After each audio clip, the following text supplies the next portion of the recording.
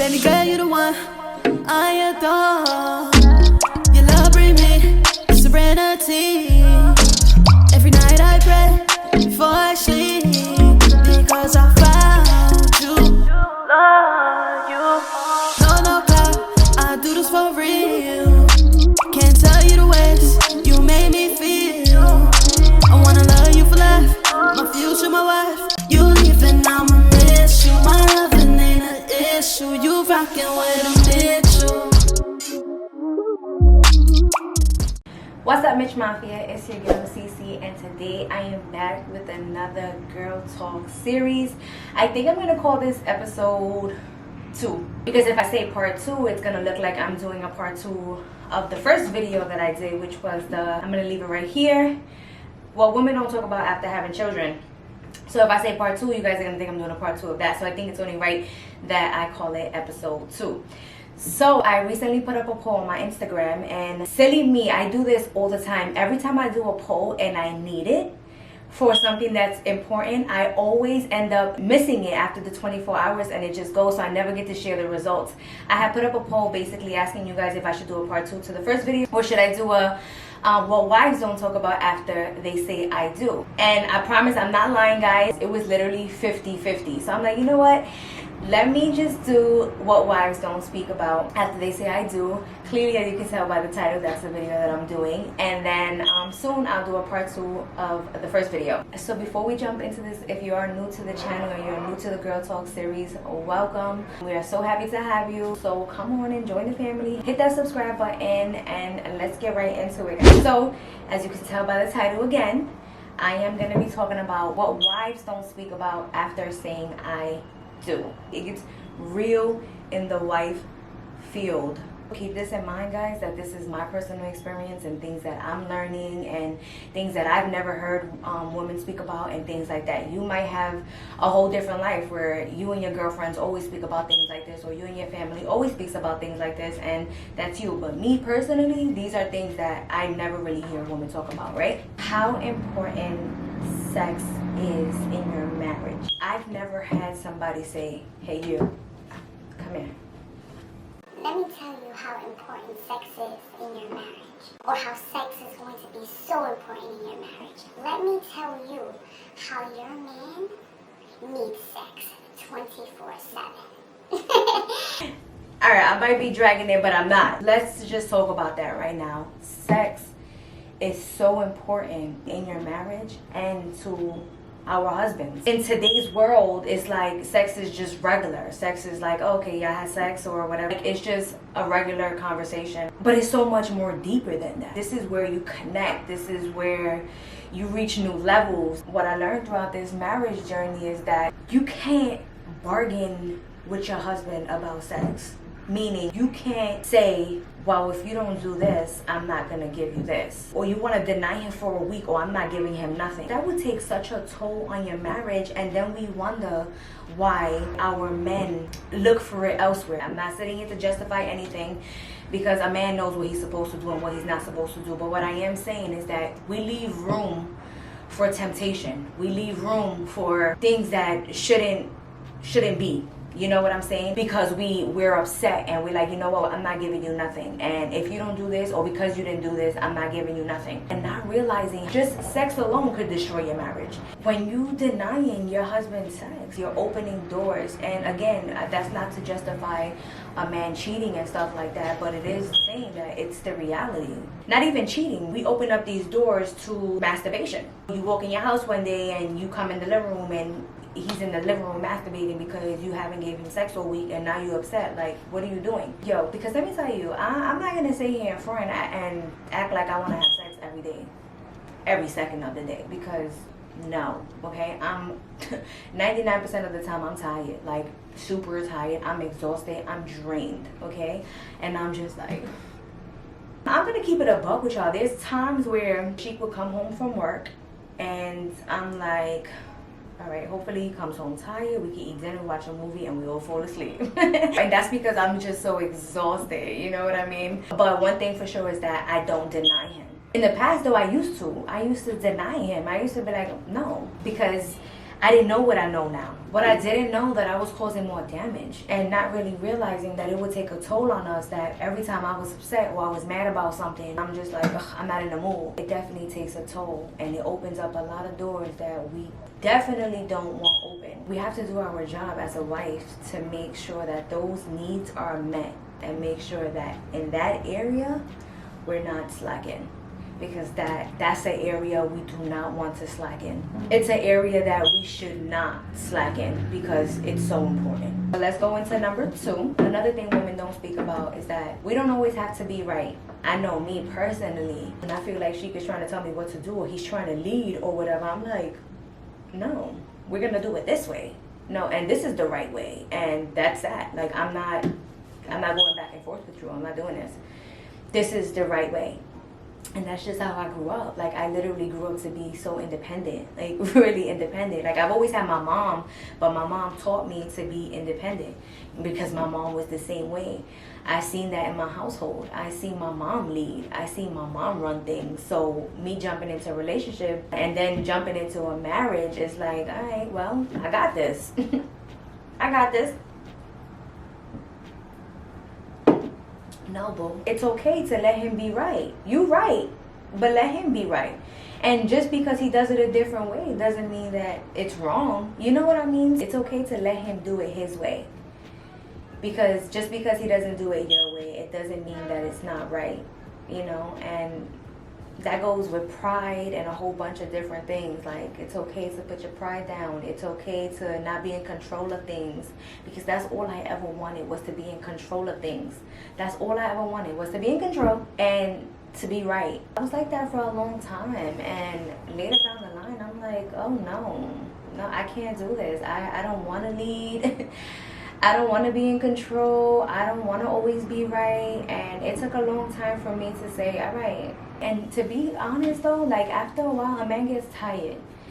They get tired. Just like we get tired, men get tired too. You know, they just don't talk about it. We do. Men hold a lot of things in. And it's like, all right, you're not listening to me? Okay. And then after some time, they just block you out. They're like, all right, whatever. It don't make no sense for me to talk, because you're going to do it your way anyway. You always right. So it doesn't make sense for me to talk. And that's how men feel. You know, so now after a while, they just start to block us out, and it gets worse and worse. And I was like, that's when the disrespect comes in, and a whole bunch of different things that we could have avoided if we just would have been like, all right, babe, do it your way. You know what, babe? I don't have to be right. Oh, you know what, babe? You are right. You know what I'm saying? Because ladies, we really don't always have to be right. It's okay. It's okay. Chill out. I've learned to just fall back. Babe, you got this? Alright, cool. That's it. You got this? You sure? And she would tell me like, nah, babe, I don't. You got this. I'm like, alright. It's cool.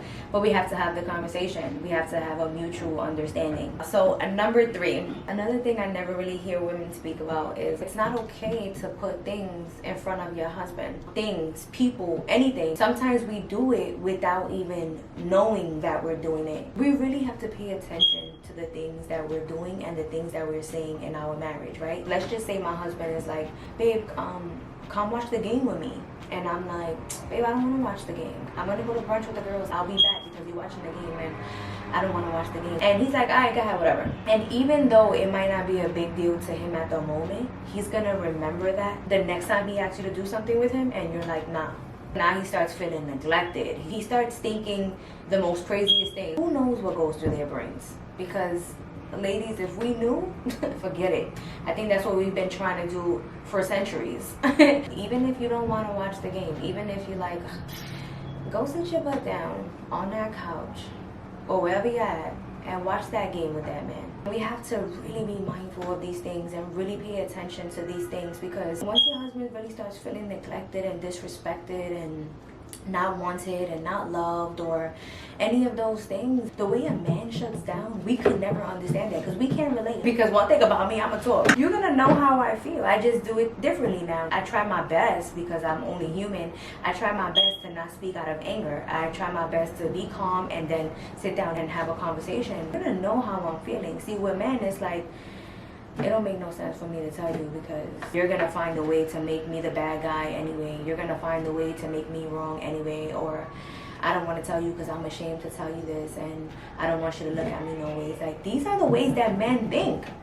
Like, it's that bad. So we have to really be mindful and careful with the things that we're doing, the things that we're choosing over our husband. God, another thing. Oh man, this is so important. I think after this I have one more, but this one right here. Oh my goodness.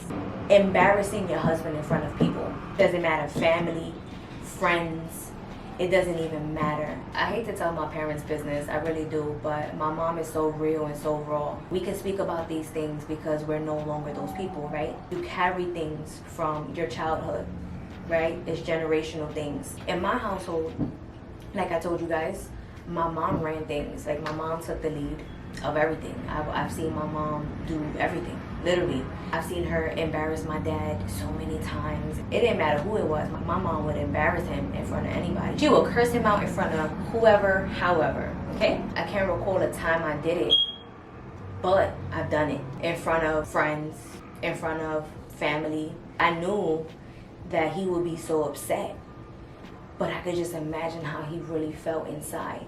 And once you belittle a man, and once you make a man feel like this, it's straight shut down mode. If you ever get from him what you got from the beginning when y'all first met, you're blessed. Or if he finds it in his heart to really forgive you and never bring it up again, you're blessed. But majority of men, once they shut down from you, they shut down from you and it's over. Things would never be the same again unless he truly forgives you with his heart. But other than that, no. I've done the most in front of people, and that is not cool. If you having a moment and you feel some type of way about your man, it is not okay to embarrass him in front of your friends and your family. I can't tell y'all what to do. It's my learning experience, things I never spoke about. If I could just help one person, if I could help one wife, I'm good. But yeah, so that's that. And then I have a few more. I ain't even gonna lie to y'all, but this one right here. Woo, baby, this was a news flash. This was you thought this was a psych. Your husband is not Prince Charming, boo. As a little girl, we're like, oh man. And I was young thinking about boys. I was boy crazy, okay? Once I knew what a husband was, no lies, no sneakiness, no hidden agendas, and a perfect body and a perfect smile. You just have this perfect man. Listen, there was no such thing as a perfect marriage. There is no such thing as a perfect man. There is no such thing as perfect. Only God is perfect, okay? Nothing else. Nothing else is perfect, right? So yeah, we go into these relationships with such high expectations, right? And especially in the beginning, it looks so good. And there's a whole lot of fronting on both sides. I mean, everybody comes with baggage. Everybody comes with something. I don't care what nobody say. Everybody comes with something, right? And you're not just going to fully expose that in the beginning. You're not. You're going to be the best you could be, right? And then things start coming out as you go. You start learning true colors as you go. And now because you had all those high expectations, now you're disappointed. And I feel like I was like that after some years. Not in the beginning because we were young, you know, and I was a little girl. I didn't know what I wanted. I never thought to myself, like, I want him to have this.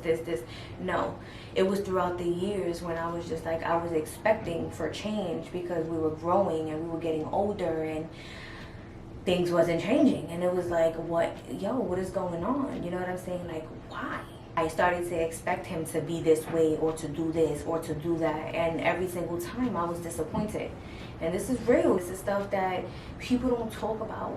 And then throughout the years, I'm like, you know what? I got tired of feeling disappointed, and I got tired of explaining myself. You can't force somebody to do something that they don't want to do, or they don't know how to do it, or you can't expect somebody to give you something that they never got, or to give you something that they don't even have. Now I started to focus on other things. I started to focus on the things that I appreciated about him. I started focusing on the little things, because those little things really do matter. They really do. And you know, and as time goes by, you really see different changes, and it's like, oh, you know, because even at that moment when you feel like there's nothing changing, and you take a step back and you really look back and you're like, oh wow, there really was a change there. You know what I'm saying? Even if it was this small, there really was a change there. You know, it's so hard being a wife, and know, I'm a praying wife. I pray. I'm just like, you know what, God, you take the wheel. I'm gonna go sit in the back seat. You got this, because I can't do it alone. It's definitely not easy being a wife, but it's worth it, and it's a beautiful thing, and it's levels to this. It's really levels to being married. It's levels to being a wife. It's levels to everything. But I'm gonna leave that right here. I hope you guys enjoyed this. I love you guys. Thank you so much for being on this journey with us. We love you guys so much. Oh, really quickly, guys, we just created a TikTok, a couple's TikTok today. It's Chic and Cece. We haven't promoted it at all. We're doing it right now. I'm gonna leave it on the screen right here. Chic and Cece on TikTok. We're gonna be doing a lot of couple TikToks, so definitely go follow us. Also, while you're at it, go hit that subscribe button if you haven't already. Hit that like button, turn on your post notifications so you can get every single video. Also, if you want to be featured in our next video, all you have to do is leave a comment in the comment section below, and then hashtag PNG and the Mitchells, and I'll see you guys in the next episode. Peace. Baby girl, you the one I adore. Your love bring me serenity. Every night I pray before I sleep, because I found you. Love you. No cloud, I do this for real. Can't tell you the ways you made me feel. I wanna love you for life, my future, my wife. You leaving, I'ma miss you. My loving ain't an issue. You rockin' with